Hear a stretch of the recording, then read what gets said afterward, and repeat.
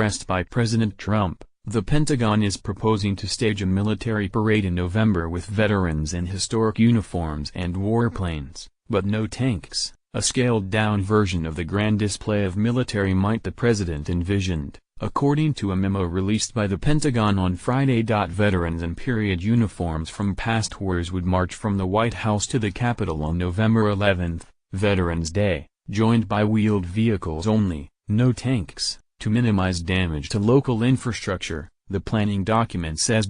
Trump asked the Defense Department to plan a parade of the U.S. Armed Forces to celebrate military strength, much like France's annual Bastille Day parade that he and First Lady Melania Trump attended in July in Paris as the guests of French President Emmanuel Macron.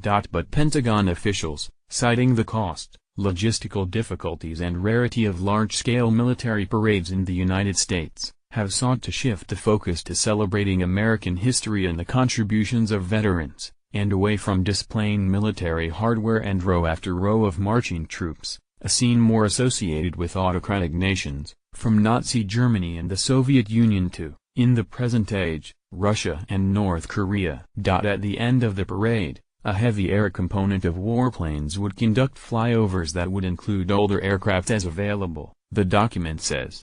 The parade will focus on the contributions of our veterans throughout the history of the U.S. military, starting from the Revolutionary War and the War of 1812 to today, with an emphasis on the price of freedom, the memo reads. The event will also highlight the evolution of women veterans who served in separate units during World War II but today can serve in combat units, it adds. The memo described the plan as initial guidance.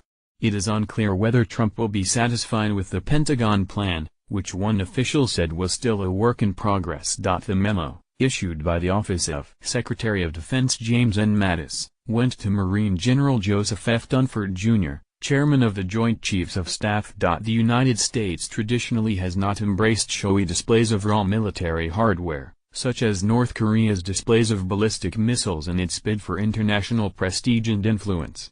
Trump's budget director, Mick Mulvaney, estimated last month that the parade could cost as much as $30 million. U.S. military members commonly participate in parades on the 4th of July and other holidays to signify appreciation and remembrance of veterans. Yet these events typically do not include military equipment.